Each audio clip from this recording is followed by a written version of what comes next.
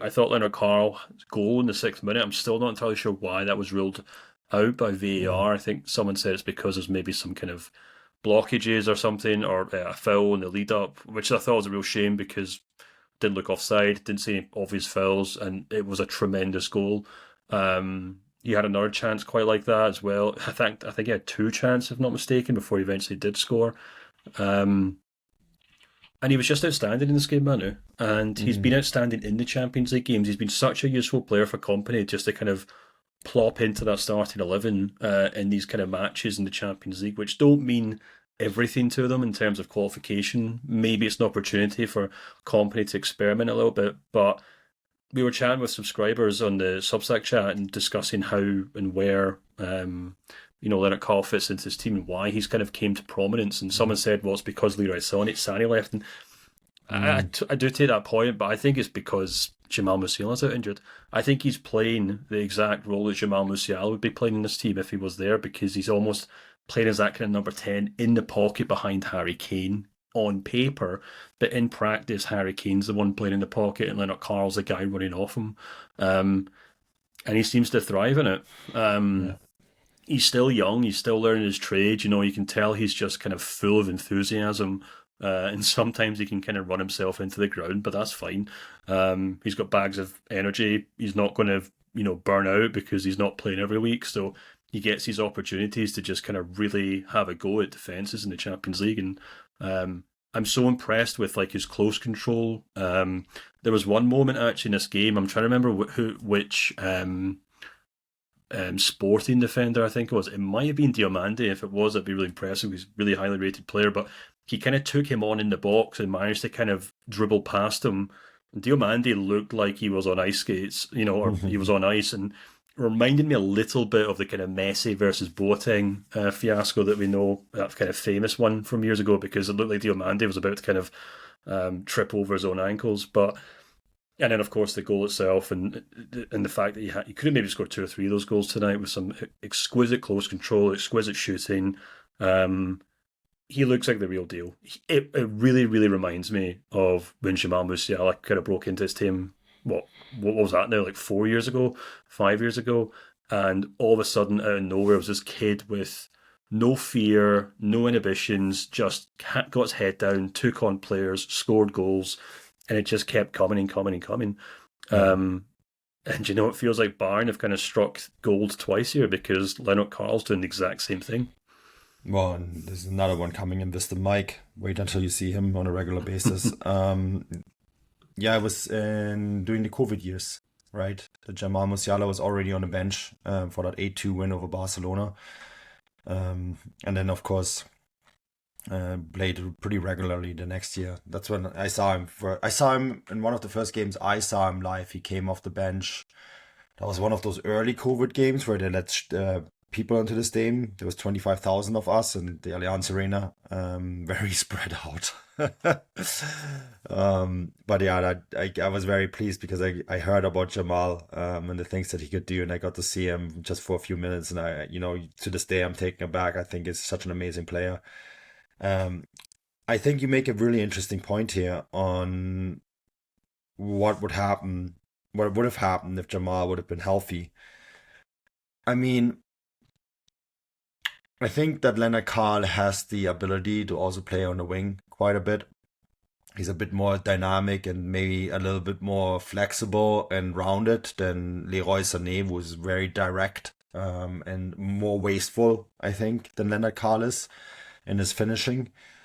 And I think there would have been space for him as well. In fact, the first few times we saw him play was on the wing. He played as a number 10 here, which as a 17-year-old in a Champions League game is quite something. I think it speaks for itself.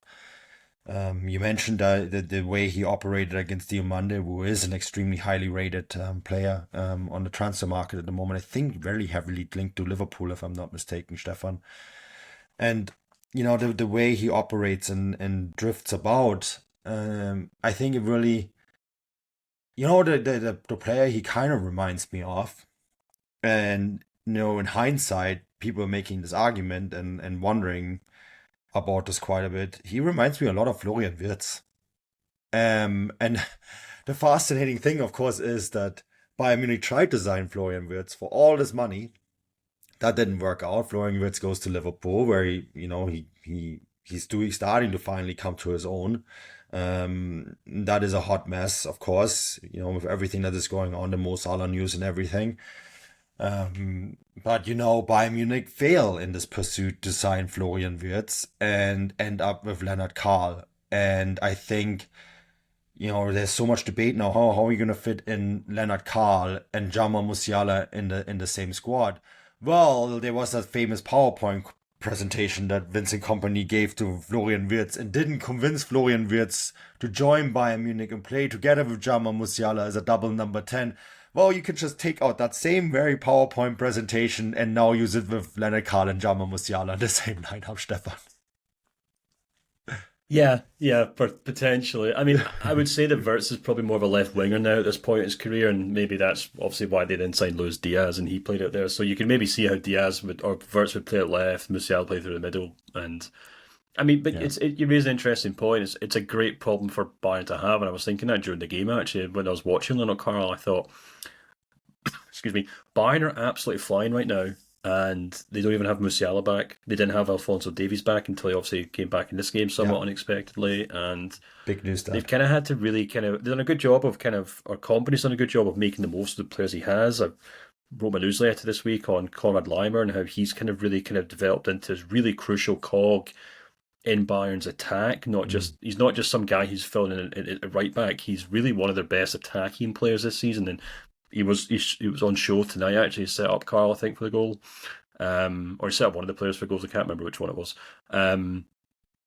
But my point was that Limer's playing that role because he needs to play that role because they don't have Alphonso Davies on the left to make those runs. Yeah. So, you know, and I also said they don't have Musiala to make those runs either. So what happens when Musiala and Davies come back into this team? Does Laimer keep being this kind of really over the top, wing back, or does he kind of have to revert back to a more kind of traditional role because Bayern all of a sudden have that other guy doing it on their side? Because I think the way that Bayern work really well right now is they got that. This was probably pretty obvious the weekend with Tom Bischoff at left back. He kind of slots Mm. inside, and Bayern almost become a back three. So when you see Laimer take off, like Kimmich's about to launch a Hail Mary or something, Bischoff just kind of tucks in. He's quite happy to do so, but that's going to completely change when Davies comes back and he's bombing forward as well. So it'll be interesting to see how Bayern's kind of tactics do evolve over the next kind of 2 or 3 weeks with Davies back. But that will obviously change even more so with Musiala back in that team. And it'll be interesting to see how Lennart Karl does. It'll be interesting to see how Harry Kane does because he's, I think, Mm. benefited from having that space in that number 10 position.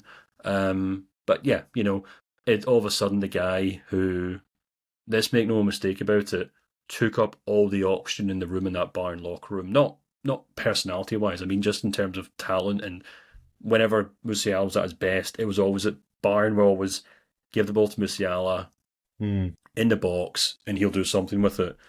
But Musiala's coming back to a very different team. He's coming back to a team with Michael Olise on the right as the playmakers, the guy who wants the ball. You've got Harry Kane, who's kind of drifting into the number 10 role. And then they've also got Luis Diaz, who's just this really kind of incredibly flamboyant and incredibly powerful left winger as well, who also wants the ball. So, and of course, Lennart Karl, who's also thriving in Musiala's position. So, And Serge it'll be Gnabry is playing the best season of his life. exactly, so it's a great problem for Company to have, but I don't envy him in how he kind of finds a way to slot these players in because the way Carl's playing right now, and I'm sure there'll be plenty of people at Bayern Munich looking at his stats and thinking this is the kind of trajectory we saw with Musiala, and when it happened with Musiala, man, Hansi Flick said, right, well, get the old guard out of here. This guy's the future. He's front and center. This is how it's going to work. So it'll be interesting to see if Company does something similar. But yeah, we'll see what Yeah, happens. I mean it's an interesting problem to have that we're talking in the back of a Bayern 3-1 win and I want to really underline that this is not just an interesting problem to have, but a really good one. I would love to be Vincent Kompany. If this was Football Manager, I would love to be in a position where I'm like, wow, now Fonzie's back, Musiala is back. This team is playing pretty good. What I'm gonna do? Who I'm gonna anger today in my lineup? To take off. It's one of those problems that uh,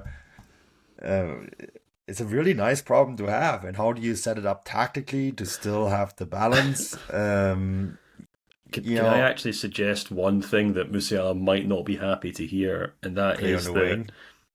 yeah, if there's one kind of blind spot in this Bayern attack, and I think it is evident sometimes with this Luis Diaz injury or suspension, is that they don't have a huge amount of depth on that left wing. And I know Serge Gnabry can technically play there, but he's not a winger. He's not a winger anymore. So He's what a do you kind of do with inside forward. Diaz? Well, no, I guess what I'm saying is like when Diaz isn't playing, you Uh, shift Musiala out there to kind of cover. Or equally, Michael Olsey's played a huge amount of football this season already. He's kind of been ever present, so maybe they need someone to kind of help out there, and maybe Kompany just kind of has this kind of rotating policy of moving these guys around.